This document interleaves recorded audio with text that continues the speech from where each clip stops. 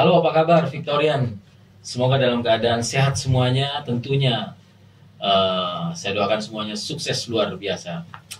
Kali ini kita akan bertemu seorang untuk di Malang Raya ini terkenal dengan selebgram mungkin ya. Influencer gitu ya Mas ya. Kan saya nggak macam foto seksi Pak. Biasanya kan selebgram macam foto seksi. Ini anak muda pasti udah pada tahu nih. Cak Hendro, apa kabar Cak Hendro? Sehat alhamdulillah. Salamnya Cak Hendro di IG biasanya gimana? Atau ngomong ngalir aja biasa? Ngalir aja. Ngalir aja. Pokoknya salam. Assalamualaikum. Gitu. Oh gitu. Pasti. Oh assalamualaikum. Ya, pasti ada assalamualaikumnya. Oke siap. Terus apa? Ya anu lah normalnya orang kampung gitu loh. Orang Jawa Timuran. Jujur ya, saya kira ketika tadi sebelum sambil menggunakan seragam, kostum cosplay Cak Hendro, oke, gaya percakapan tadi yang saya kenal yang tadi itu sorry, saya kira pada saat menggunakan jas halo, apa ada kabar Victorian? pola yang berbeda, dan cara sehat semuanya. atau nggak ada. Personanya si Cak Hendro, personanya si Cak Hendro itu dari awal itu konsepnya itu aku bikinnya orang kampung, orang pinggiran, nggak kampung-kampung banget sih. Misalnya di Malang kota, terus ada di kampungnya, itu orang selengean yang apa secara hidupnya itu jarang serius. Terus dia sukanya bercanda, terus kemana-mana pakai batik, pakai kopiah. Ya, biasanya kan ada. Kalau di kampung kayak gitu kan biasanya ada. Biasanya pengurus desa. Pengurus desa bisa kayak ada orang sing humble gitu loh di kampung. Terus dia senengannya kalau kemana-mana mesti pakai kopiah, pakai batik. Gitu. Terus manggilnya mesti Cak. Lah itu. Jadi Cak Hendro. Cak Hendro. Berarti Jawa ya berarti. Jawa Timur. Oh, Jawa Timuran. Jawa Timuran. Iya. Cerita awal bisa sampai Cak Hendro dari tahun berapa mungkin? Kalau tahu. Waduh, itu Cak Hendro itu muncul idenya itu pandemi. Oh, baru-baru dong? Baru 2020 berarti. 2020 waktu bulan puasa. 2020 bulan puasa. Bulan ya, puasa. Setelah berapa bulan? 1 bulan ya. Setelah 1-2 bulan pandemi awal. Terus kan kita nggak kemana-mana. Ya, betul, awal-awal itu ya. Itu awal-awal itu kita nggak kemana-mana. Akhirnya saya ngelihat sosial media terus, IG waktu itu Instagram, terus TikTok masih zaman-zamannya orang masih banyak yang joget-joget aja, jarang yang konten oke gitu menurut saya. Terus akhirnya salah satu teman saya ngasih filter orang pakai mic, pakai kopiah, pakai batik. Nah itu filter itu pertamanya. Yang di IG. Oke. Saya pakai filter itu, nyeplos seadanya, terus saya posting di story. Teman-teman saya ketawa semua. Itu. Kamu lucu pakai filter ini. Ngosok ya gitu. Aku gak percaya suka. Iya, kamu pakai filter ini aku jangan ngowak mesti ngenteni story gitu. Terus akhirnya waktu itu lagi booming lagunya Mas Dori. Mas Dori itu sekarang suaminya Mbak Nela Karisma. Lagu apa ya? Kowe tak sayang itu. Kowe tak sayang. Ninggal Tatu judulnya. Ninggal Tatu. Terus lagu itu digabungkan sama orang-orang yang kena musibah gitu loh, kecelakaan sepeda terus kayak jatuh gitu. Terus kayak apa disambungkan sama lagunya. Sampai memparodikan. Nggak memparodikan, aku seperti pembawa berita waktu itu, menceritakan ulang kejadian itu, terus yang apa video-video orang lucu itu tak edit sendiri pakai lagu itu. Jadi yang apa video kayak gitu terus diedit orang itu banyak, tapi aku banyak dapat source lagi orang lain yang maksudnya yo Maksudnya sorry itu saya dia kecelakaan sepeda gitu loh, terus tak lucukan dengan lagu itu. Tak real kecelakaan sepeda. Jadi sampai teman-temanku bilang pokoknya jangan kecelakaan dengar Cak Hendro. Gitu. Kok dari konten. Iya. Tapi waktu awal-awal di IG story itu memang hanya cuman pakaian, kan itu kan filter kan. Filter. Kemudian memparodikan atau melakukan enggak, waktu itu hanya cuman filter doang. Filter aja. Terus aku cuman ngomong kayak aku mengkonsepkan sendiri di dalam kepalaku. Kalau aku ngomong pakai filter ini, aku mengguyonkan kejadian yang ada di sekitar rumah. Jadi kayak pas sahur aku pakai filter itu, pas lagi sahur terus aku ya cuman ngomong kayak ayo sahur gitu.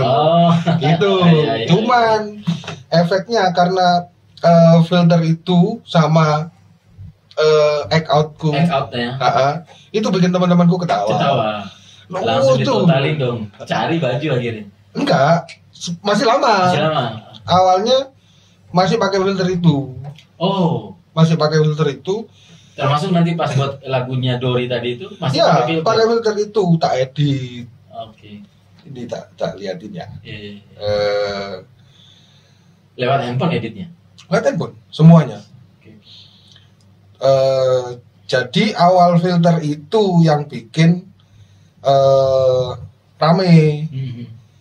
Pertama kali aku memparodikan ini kan filter itu. Minggu lalu sudah saya ingatkan ke seluruh warga apabila sang Mori. Nah itu. Bisa nggak itu nanti ada edit seperti ini tampilannya? Ada. Bisa ya. Assalamualaikum. Terakhir kan sudah saya ingatkan untuk seluruh warga, apalagi anak muda. Kalau main TikTok jangan cari tempat yang berbahaya dong. Apalagi sekarang musim hujan, lantai-lantai licin.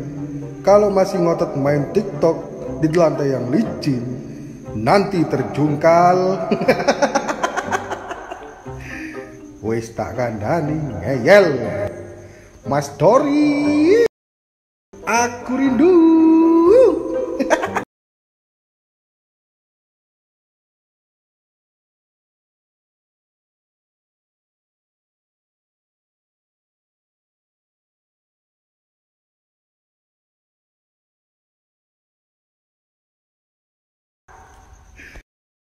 Filter itu tak pakai.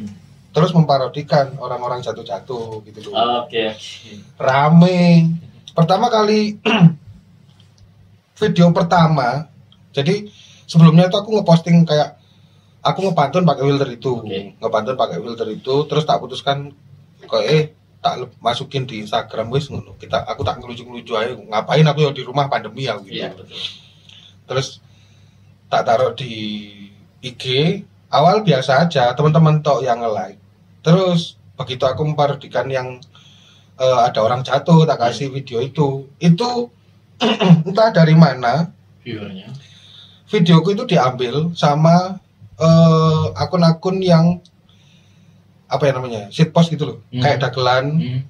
Oh iya. Kayak gitu, di IG gitu. Followernya mereka 2 juta, 1,5. Videoku di-upload ulang, terus dikreditkan ke aku, di-mention ke aku. Terus pagi-pagi aku lihat, ngapain video kayak gini kok diposting lagi. Terus kayak yang ngeposting itu followernya gila-gilaan, kayak 2 juta, 1,5. Terus teman-temanku WhatsApp aku kayak, loh videomu lo viral, loh lapo kan, ya kan video kenapa kok viral gitu. Aku pertama nggak sadar gitu. Terus akhirnya video pertama itu di Instagramku yang lihat 150.000. Wow. Kayak lapo. Ngerasa aneh. Biasa paling 50-100 gitu.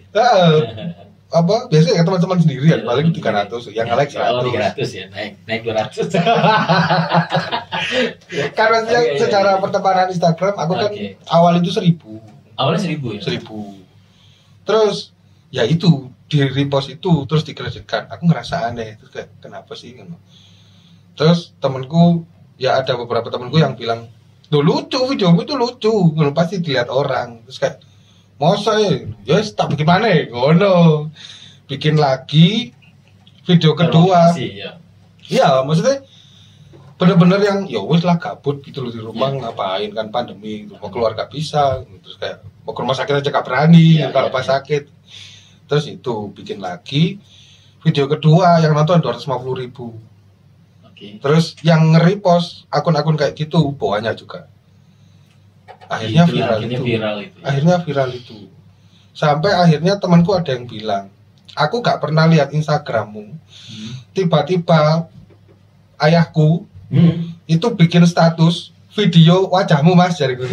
Temanku itu bilang gitu terus kayak, "Masa iya? Videoku nyebar di grup WhatsApp bapak-bapak." Jadi aku kerasa aneh. Loh, masa itu? Iya, videomu nyebar di grup WhatsApp RT. Apa? Tadi oh receh videoku aku gitu ngerasa kayak gitu. Terus maksudnya setelah itu baru kerasa awalnya dalam satu malam itu dari follower 1.000 naik ke angka 15.000. Wow. Satu malam. Dalam satu malam. Jadi kayak oh iya rasanya punya follower banyak gitu. Kerasa aneh. Hanya nggak ada niatan, maksudnya dari teman-teman selebgram yang aku tahu itu mereka banyak yang punya niatan untuk terkenal. Gimana caranya aku bikin konten supaya followerku banyak. Lah aku itu terkenal karena kaget. Kok murah-murah akeh. So kayak bercanda-bercanda sendiri di story terus kayak apa teman-temanku yang apa selebgram kecantikan gitu, beauty gitu kan followernya 10.000, 12.000 gitu. Hah, tak salib. Iya. Angel lah golek follower. Kayak Maya gitu loh. Itu di story gitu. Nah, story gitu. Angel lah golek follower. Iya. Terus kayak apa? Banyak. Jadi mereka kayak sombong saiki. Terus kayak tapi kalau ketemu ya gak lah apa sih tak sombongkan, maksudnya aku orangnya gini. Guyon. Akhirnya ya mereka ya tahu gitu. Dari situ akhirnya terakhir itu paling banyak itu videoku itu kalau nggak salah yang kelima atau keempat yang nonton sampai 500.000 itu jadi kayak konten kayak gini tuh banyak ya yang nonton gitu.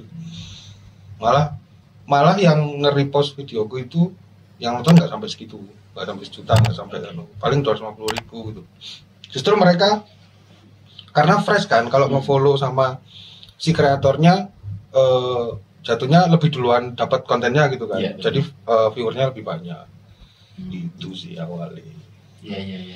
Dari situ kayak diundang kayak gini, terus kayak diundang apa live streaming di mana. Akhirnya bingung kan, nggak mungkin pakai kaos aku. Beli batik sama kopiah. Biar kelihatan kalau Cahendro. Tadi selama ini cuma filter bukan asli pakaian. Filter awalnya, filter. Aku nggak berencana untuk punya filter batik enggak. Itu salah satu akhirnya temenan juga sama yang bikin filter. Itu dia orang Batam, videografer. Dia bikin filter itu. Iya. Terus temanku yang pertama ngirimkan itu filter lucu terus tak pakai itu.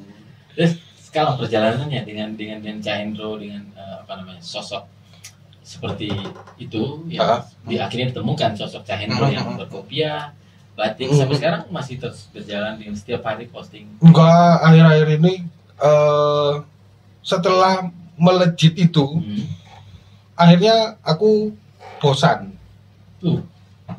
Karena kan aku merasa tidak ada niatan untuk terkenal dari awal. Yang bikin bosan itu kalau memikirkan konten. Iya. Kalau aku posting kayak gini terus, bosan nggak sih orang itu? Itu. Harusnya aku posting yang lain dong. Terus nggak ketemu. Tuh mau posting apa nggak ketemu. Mbak Betty tetap dengan dirinya sendiri, cuman dia membentuk dalam hal drama yang. Iya, akhirnya nge-script kan. Nge-script kan. Nah, aku merasa memparodikan, maksudnya memparodikan orang jatuh ini suatu saat bakal hilang. Kalau tak teruskan, aku kontennya stuck di situ-situ aja. Tapi kalau Cahendro sebenarnya bisa gini. Cahendro kan tadi sosoknya diambil di desa. di desa kan juga ada banyak keseharian, banyak cerita-cerita pendek yang bisa dijadikan sebuah cerita, sebuah yang bisa diangkat di dalam story kan, story yang cuma 1 menit ya, itu kan bisa kita ambil. Nah, lebih parah kan Mak Betty malah iya, panjang, karakternya banyak, terus skripnya banyak. Nah, itu maksudnya pada saat aku bosan itu, aku nggak kepikiran. Oke. Gitu. Aku langsung seketika aku mikir stop karena postinganku ini aja. Dan memang dari istilahnya 50.000 follower itu mereka menunggu sih konten itu. Tapi aku tahu suatu saat ini bakal hilang. Terus aku bingung mau ngapain. Itu. Ya akhirnya aku di titik jenuh karena harusnya aku bisa bikin konten lain lagi tapi lagi gak ada ide. Itu. Itu memang tantangan seorang konten writer memang kontennya. Akhirnya akhir-akhir ini aku banyak ide. Pengen banget nerusin Cak Hendro ini. Amin. Ya, soalnya ini bocoran di Victorian Podcast itu. Akhirnya sekarang aku ada ide yang kayak aku dulu kan aslinya sarjana sastra Inggris di UB. Oke. Aku sekarang ada ide untuk bikin konten gimana caranya ada bahasa Inggrisnya, ada bahasa Indonesianya, ada bahasa Jawanya dalam konten 1 menit. Ada. Itu OTW bikin. Amin, kita doakan sukses. Terus satu lagi konten yang mau dibantu sama temanku itu kuliner. Kalau orang-orang bilang hidden gems itu nggak kelihatan. Enak banget juga enggak, cuman calon rame nih gitu. Itu aku pengen bikin konten kuliner kayak gitu. Itu harus nyari banget kan. Nyari banget. Banyak sebenarnya. Tapi sosoknya Cak Hendro. Betul. Itulah kenapa jadinya makanan ini sederhana. Itu. Aku di Malang berulang kali, sering kali aku makan ke tempat yang gak kelihatan, terus kayak referensi dari temen kayak itu loh pecel di situ loh enak, terus kayak nggak rame. Itu kayak aku nyobain, terus loh guys ini enak loh. Terus kayak contohnya ada salah satu pecel di Sawo Jajar, itu kelihatannya nggak rame, warungnya kecil, dia jual pecel itu awalnya dulu 3.500 dulu waktu start makan, sekarang 7.000. Nasi pecel kasih lodeh, dikasih gorengan tempe kacang, terus sama tempe biasa sama mendol 7.000. Yang unik di situ itu dia kalau goreng weci, bikin weci itu kayak beberapa baskom, habisnya nggak lebih dari 1,5 jam. Ludes. Dan itu ya orang Sawo Jajar aja yang tahu. Aku akhirnya kepikiran Cak Hendro ini harusnya jadi orang sederhana. Berarti kulinernya sederhana. Itu ya ide-ide itu tuh baru muncul sekarang. Pada saat aku bosan nggak ada idenya. Bingung, akhirnya jenuh. Akhirnya ya banyak yang maksudnya teman-temanku yang kamu kok nggak konten lagi gitu loh. Bingung konten itu bingung.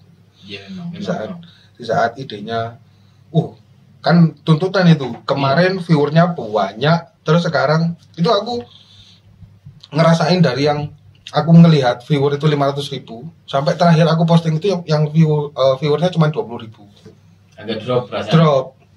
Berarti orang bosan sebenarnya gitu. Terus aku ngapain ya? Gak nemu kerja.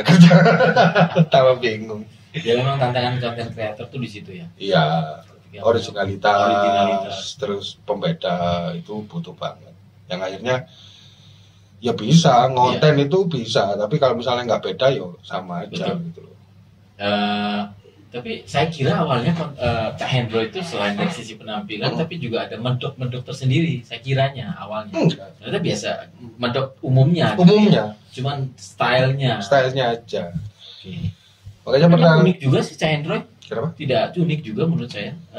Belum ada model style di konten kreator media sosial. Style model sampai atau pernah ada selama sampai ada maksudnya ada yang sesekali bikin kostum, maksudnya pakai kostum kayak gini, terus ya untuk beberapa konten aja ya, gitu. tidak ini ya, keseluruhan kalau secara sosok saya itu.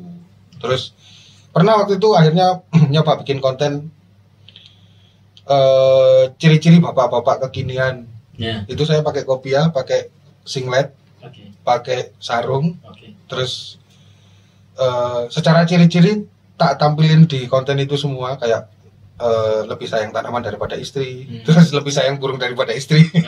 Terus ngelihat Facebook jarak jauh gini terus gini itu tak masukin di konten dan viewernya banyak. Ketika sudah besar waktu itu ya 50.000 dan seterusnya, efek secara mungkin penghasilan perekonomian apa yang dirasakan kalau boleh tahu? Yo pasti itu tiba-tiba datang endorsean itu pasti banyak ya. Banyak. Pertama kali aku dapat endorsean itu dari salah satu rental kamera di Malang. Itu aku bingung. Berapa Mas? Terus kayak, ya berapa ya? Aku ya bingung. Belum tahu standar ya? Iya. Tahu gimana taunya? Yo nanya-nanya karena dulu sempat kerja di Jakarta jadi kru film juga 5 tahun di Jakarta, banyak kenal artis lah, lumayan artis gitu. Kru film juga jadi dulu itu istilahnya asisten editor aku di Jakarta, makanya kepekaan terhadap editing ada. Jadi ya kadang kan kita ngelihat ada orang ngedit tuh harusnya kalau ngeditnya kayak gini lucu sih gitu. Itu sih yang akhirnya diamini oleh orang banyak bahwa editanku lucu gitu. Itu berawal dari ya itu dulu belajar di Jakarta itu. Terus kenal sama artis-artis yang lumayan lah followernya. Terus aku nanya, tak DM kan gitu. Terus kayak ini aku di Jawa Timur gini-gini dikasih endorsean bayar berapa ya? Aku gak pernah jadi artis loh. Terus ada yang bilang tarian segini. Gak kemahalan tapi gitu. Awal itu kan nggak tahu. Loh lihat wes storymu biasanya viewernya berapa? Terus tak kasih tahu. Waktu itu kan storynya perharinya itu yang lihat 18.000 paling sedikit, paling banyak sampai ya 54.000 lah kalau story. Itu terus tak kasih tahu ke temen. Kalau fit ya itu paling banyak 500.000 itu. 550-an sampai 20.000 ya sampai 20.000 paling banyak, paling sedikit. Terus tak kasih tahu dari engagement kayak gitu, terus dia ngasih tahu harusnya segini kok gak tega aku. Akhirnya endorsement makanan waktu itu di story apa segala macem, aku nariknya 50.000 satu story per hari. Satu story berarti satu hari kan? Iya satu hari satu story 50.000. Jadi kalau dia minta review makan 4 story gitu ya 200 gitu. Ya ternyata salah. Kalau pas kamu lagi melejit kamu bilang 2 juta ya. Gitu. Ya akhirnya pelajaran pertama buat para Instagram ini ya. Selebgram ya. Kalau lagi sedang melejit. Karena kan sebagai klien orang endorse itu pengen dilihat orang banyak. Kalau emang engagementnya lagi banyak, yo pantas aja. Kalau misal worth it aja. Kalau misalnya yo sebagai timbal balik fee-nya sekian, misalnya kayak gitu. Sebenarnya worth it aja. Jangan takut. Itu sih. Terus saya dengar ada cerita yang pada saat jadi endorse salah satu perusahaan besar di Indonesia. Gojek. Sebut no. Iya. Kebetulan ada dari timnya kantor itu maksudnya mereka bikin tim-tim kecil di di kota-kota. Terus mereka nyari talent-talent yang bisa di endorse. Selebgram ya. Dan rata-rata kontraknya 1 tahun. Wow. Boleh tahu dibocorin setahun berapa? Wah kecil ya. Kecil ya. Kecil gitu, dibilang ya, nggak usah ya. Kecil untuk ukuran follower sebesar saya dan engagement yang tadi rata-rata itu saya keliru. Kekecilan. Kok bisa keliru gimana? Mungkin karena masih baru ya? Karena masih baru, nggak tahu harga. Kalau saya tahu harga, ya minimal sekarang ya naik Avanza lah. Iya. Penawaran awalnya tidak ada, mereka melakukan penawaran awal harga sekian. Ada. Kan mereka nanya. berapa Cak gitu. Waduh berapa ya? Ya mereka nawarin, maksudnya dalam 1 tahun itu nanti kontennya berapa story, di feed itu foto berapa, sama video berapa. Itu setiap hari ya setahun itu tuh? Enggak Kontennya seminggu berapa kali? Atau mesti. Kan ngikut promonya si startup tadi. Oh. Tuh. Jadi kalau dia lagi ada promo apa di aplikasi, terus kita mempromokan itu sebelum promonya jalan. Misalnya promonya dari tanggal 1 sampai tanggal 12. Nah, kita bikin konten di tanggal 29. Nanti kita posting tanggal 1. Ada promo diskon makanan nih. Oh gitu. Ada standar harga nggak sih untuk selebgram? Nggak ada. Oh nggak ada ya? Nggak ada. Bebas dong, makanya artinya juga nggak salah dong kalau si startup itu kasih harga sekian, karena memang nggak ada standarisasi. Yang harus tahu standarnya itu si selebgram sendiri. Mestinya. Dari mereka kan nawar. Iya. Dari mereka mempersiapkan, oh ini selebgram yang aku endorse itu followernya sekian.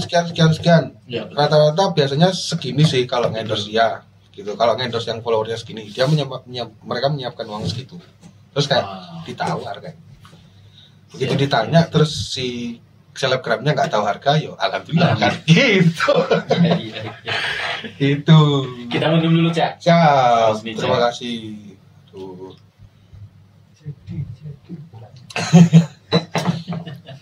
Tak kira tadi ini ada isinya apa gitu mau tak minum.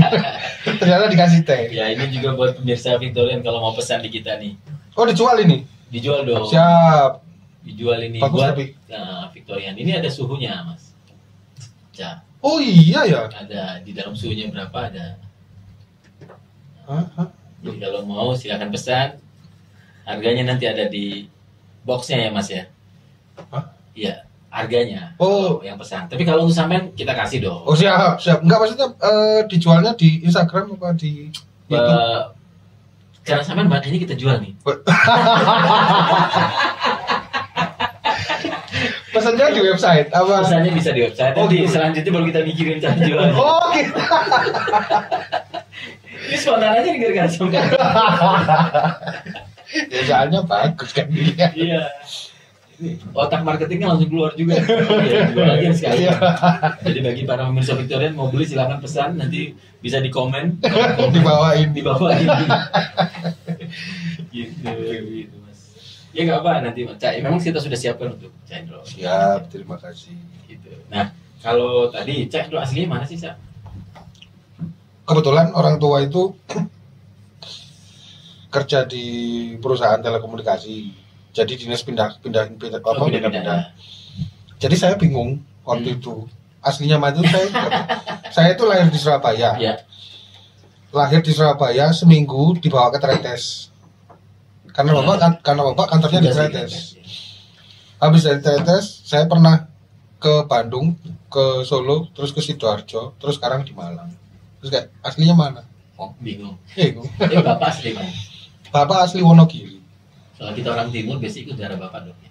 Iya. Biasanya orang Jawa, orang Indonesia Timur. Iya. Kan bapak darah bapak ya. Jawa Tengah, Wonogiri. Oh iya, Jawa Tengah dong mas.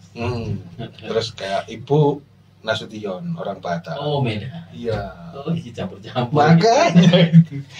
Saya itu katanya pejabat. Apa? Pemuda Jawa Batak. Nah saya pingin guyonan-guyonan kecilnya Hendro. Kuliahnya mas dulu. UB, Brawijaya. Masih muda aja Hendronya. Ya, enggak juga. Masa depan. Kalau secara masa depan kayaknya masih muda. Masih lah. Tapi kalau dibandingkan anak-anak yang ngopi sekarang ya saya lumayan tua. Ya. Tapi dari cerita perjalanan hidup sampai di titik ini yang terkesan itu adalah di sosoknya Cak Hendro itu ya.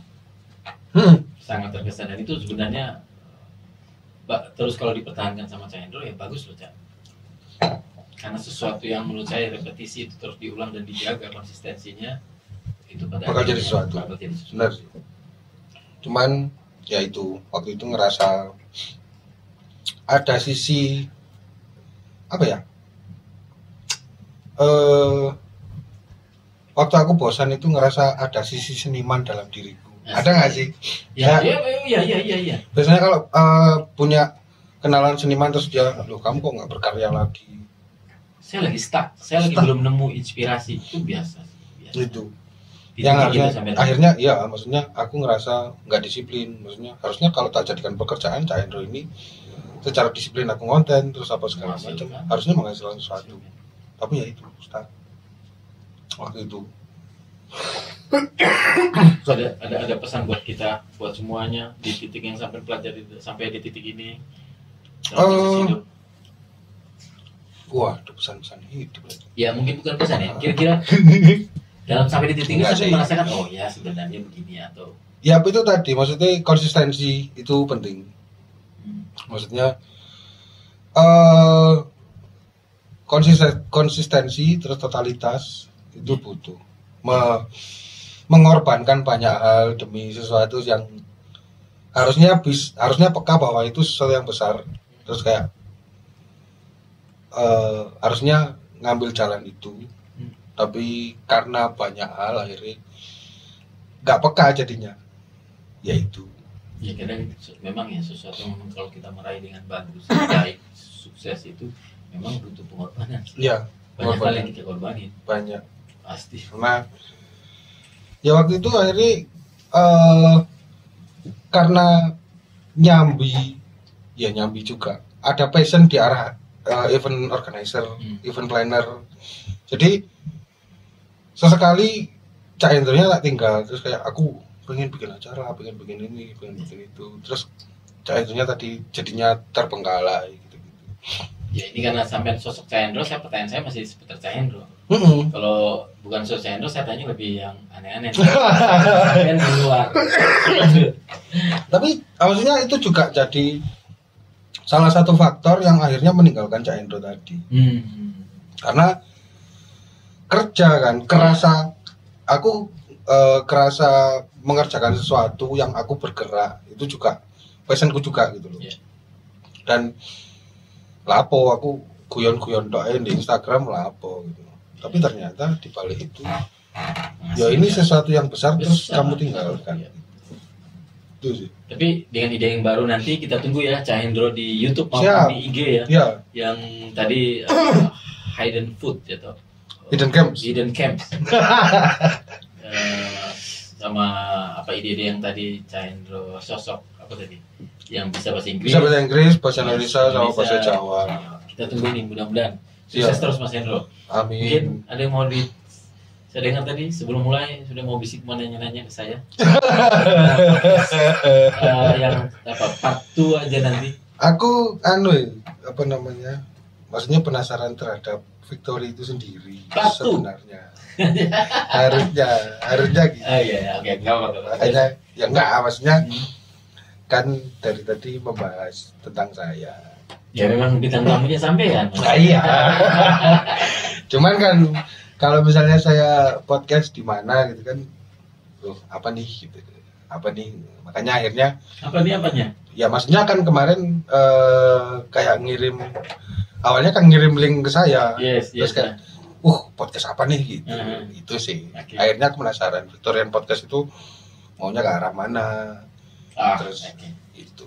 Ya salah satunya kayak seperti kita mengundang Cak Hendro adalah anak muda yang sukses itu menurut saya itu kan ada proses yang terus berkepanjangan, tidak merasa ini udah otomatis saja. Semua ada tahapan, ada kriteria suksesnya mungkin menurut saya.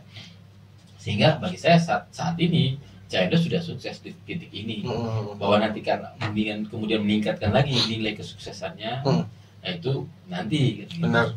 Di titik ini aja Mas sudah merasakan perjuangan tentunya. Benar. Kan? Yang tadinya dan orang sukses juga kadang-kadang selain perjuangan mampu melihat sebuah kesempatan.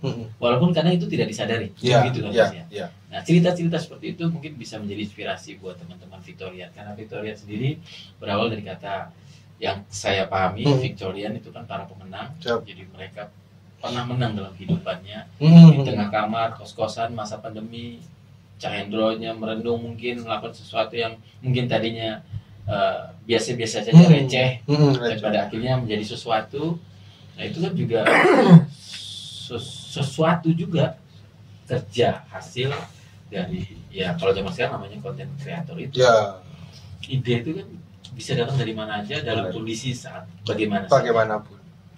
Akhirnya pencapaian terbesar saya bukan ke arah uang. Akhirnya saya berteman dengan banyak Instagram yang centang biru. Nah, ini ada. Oh, temanku artis-artis. Itu juga kalau di marketing kita, di dunia marketing itu kan relasi. Iya, relasi.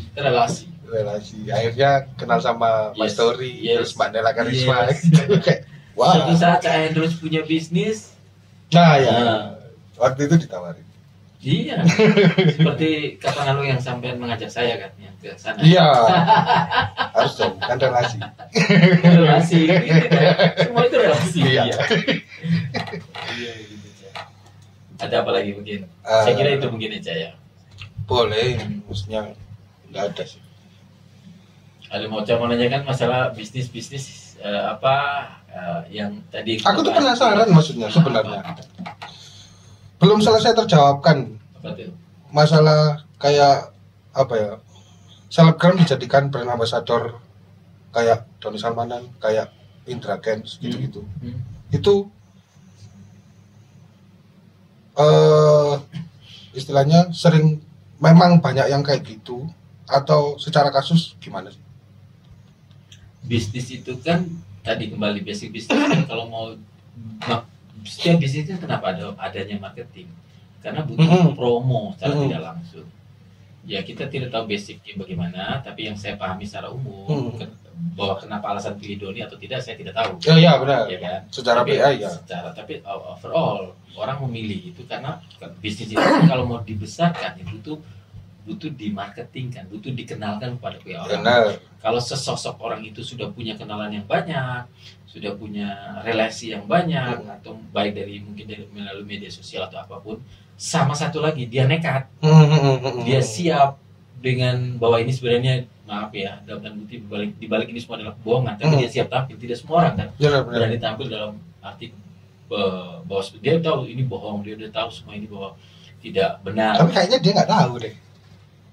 Yang ketiga lagi saya tambah nih yang ketiga, atau memang orang itu tidak tahu dan sebuah perusahaan menemukan orang yang tidak tahu, pas kenal, punya media sosial yang cukup lumayan mungkin gitu ya, tapi dia tidak tahu bisa dikasih bisa di set dia sedemikian rupa dia bisa ikut aja, tapi dia sebenarnya nggak tahu bisnis ini bisa saja, tapi basic alasan utama kenapa memilih mereka saya juga nggak tahu, mungkin lagi pas rezekinya dia saja mungkin ya. Karena saya dengar dia juga ada yang Doni Salman juga dari Gojek atau apa ya? Mohon maaf dari seorang. Maksudnya pendidikannya nggak terlalu tinggi. Nggak tinggi, kerjanya biasa-biasa, kok bisa milih itu juga kita tidak tahu. Tapi kalau misalnya aku dikasih uang kaget kayak gitu juga, yuk. Itu kan bagi saya sih kalau umumnya ya oke-okean aja sih ya. Kalau sudah kayak gitu oke-okean. Atau mungkin entah gimana kenal di mana tiba-tiba titik mereka mengajar. Kalau berdasarkan pemahaman kita secara umum, mestinya kan satu tadi pemahaman saya, mesti dia orang nekat. Selain dia nekat, tentu dia punya media sosial yang bagus kayak Mama Cak Endro nih. Cak Endro 60 ribu follower itu bagi dalam dunia marketing sudah cocok nih. Gratis digital marketingnya udah enak nih, kan begitu satu. Yang kedua nih syarat siap nekat nggak berbohong. Apa itu ditanyakan dari awal? Kayak ini persepsi saya nih. Kalau sisi perusahaan pasti nggak nanya dong. Dia akan lihat dulu nih orang ini bisa nekat atau tidak, kan nggak nanya, pasti dia bisa memperhatikan orang ini bisa nekat atau tidak nih.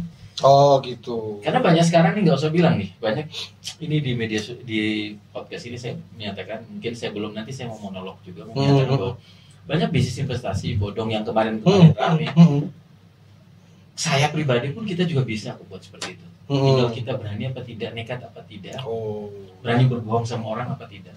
Itu sebenarnya, padahal kita tahu kok dari awal bisnis itu mengadakan ala-ala.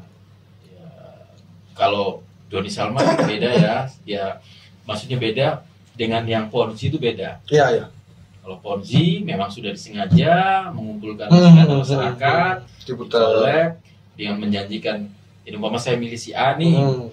Si A kasih saya sekian duit, ya, Mas Cendro kasih saya sekian duit, saya menjanjikan sekian persen, Nah, untuk dari bunga sekian persen itu saya cari lagi orang yang baru nih untuk ngasih ke Cak Hendro keuntungannya. Dari orang baru saya cari orang berikutnya seterusnya. Makanya kalau istilah kalau bahasa Indonesia zaman dulu bilang arisan berantai. Arisan berantai. Jadi berantai terus. Sama ponzi ya. Sama seperti ponzi. Kalau Doni Salman lebih ke judi. Kerjain memang masyarakat yang melakukan transaksi di situ. Memang platformnya sama seperti pialang-pialang legal atau yang lokal. Pialang itu istilah perusahaan yang bergerak dalam bidang bisnis yang seperti trading itu. Kalau istilah hukumnya pialang. Nah, platform untuk melakukan transaksi namanya Meta. Salah satu. Nah, kemudian perusahaan seperti yang Doni Salman seterusnya itu menggunakan transaksi menggunakan platform Meta itu. Betul mereka menggunakan Meta. Kemudian Meta itu bisa di setting sedemikian rupa bisa saja. Oh gitu. Sehingga bukan live trading, padahal Meta itu platform contoh melakukan harga transaksi harga. Harganya itu kan live. Bergerak setiap saat. Nah, sedangkan transaksi kayak ke binary itu adalah ambil posisi buy atau sell dalam waktu yang pendek, 1 menit. Ini harga naik apa turun? Contoh nih, harga naik apa turun nih 1 menit ini. Kalau kita bilang harga naik, klik buy momennya. Kemudian ternyata naik. Karena jaraknya cuma 1 menit. Padahal pergerakan harga kan volatil atau pergerakannya naik turun tuh cepat. Sedangkan di bisnisnya di Indonesia memang dikasih waktu kita bilang saat ini buy atau turun, buy atau sell dalam waktu 1 menit 20 detik. Maksud saya 1 menit 20 detik apa yang terjadi? Kita klik buy. Harapan kita setelah pas 1 menit 2 detik, 20 detik kurang lebih lah seperti itu. Dia naik. Ternyata turun. Rugikan kita. Kalau memang real seperti itu, bisa jadi mereka melakukan delay. Karena jaraknya pendek. Yang saya. Akhirnya orang-orang kenapa bisa banyak rugi banyak untuk ada yang untungnya sedikit? Ya karena bisa di delay. Iya. Padahal kalau kita trading benaran mau profit ditungguin sampai nanti malam, dasarnya kalau kita asli analisanya sudah benar baik, ya pasti profit dong. Benar. Mau dibohong kayak gimana, mau di delay? Nggak mungkin. Nggak mungkin. Kita bisa cek ke pialang lain, bisa cek di dunia punya perdagangan, bisa cek selisih nggak banyak. Tapi 1 menit gimana cara kita ngecek? Semua bisa disetting kalau hanya cuma jaraknya sekian. Akhirnya secara orang awam, kalau misalnya dari Pak Imam sendiri, membedakan yang bodong sama enggak itu gimana? Pertama simpel aja, membedakan bodong. Pertama kita lihat legalitas, legal atau tidak, perusahaannya legal. Nah masyarakat kadang tidak paham tentang legalitas itu juga. Benar sih. Legal itu contohnya perusahaan yang seperti ini legalnya ke perusahaan ke badan pemerintah yang apa? Sebenarnya sih juga sudah gampang. Kan Google kan sudah ada, tinggal ketik aja. Bisnis ini legalnya kemana? Kata keyword atau kata kunci bisa dong. Apalagi model bisnis kayak di Binomo itu kan semua anak muda. Mereka lebih ramah dengan handphone, tinggal di Google aja nanya tentang legalitas. Tapi tidak lah, sekarang kan. Tapi karena mereka merasa melihat cuan, mereka udah melupakan itu. Aplikasi ini ada di Play Store kok, mungkin nggak legal gitu kan. Ini jadi ngobrol masalah saya itu nanti ya. Tinggal aja spot. Kita nanti buat lagi. Atau nanti punya YouTube-nya Cak Hendro, saya datang bertamu deh. Nggak ada, belum saya. Instagram belum minimal. Mau nanya-nanya silakan. Ya nanti ya aja lah, ini aja lah di apa? Highlightnya dimasukin ke Instagram. Boleh.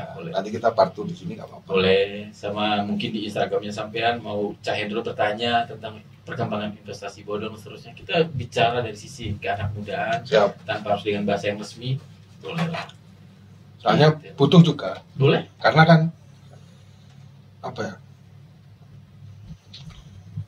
Banyak anak muda yang tidak begitu dekat dengan hal yang semacam itu, tapi ingin gitu loh. Itu yang membatasi mereka. Itu sih.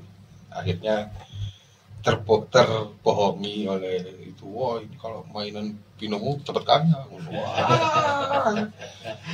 Lebih kayak konten kreator. Kalau gitu sekalian main judi. Iya. Itu sih. Siap. Ya mudah-mudahan sekali lagi terakhir ya, kalau sosok Cak Hendro tadi itu mudah-mudahan menjadi inspirasi buat semua orang di sini. Amin. Dan kami mengharapkan ya jujur aja Cak Hendro terus bertahan konsisten Dan Konten semakin terus. banyak kontenin terus, semakin banyak ide-ide, kita doakan. Amin. Oke. Itu sih ide tuh. Hari Jumat ya, Cen. Apa? Oh ya. Oke, terima kasih sekali lagi Cendro. Terima kasih atas kedatangannya. Oke, semua Victorian, semoga apa yang kita bicarakan kali ini bermanfaat buat teman-teman semuanya. Terima kasih, sampai jumpa lagi Victorian. Thank you.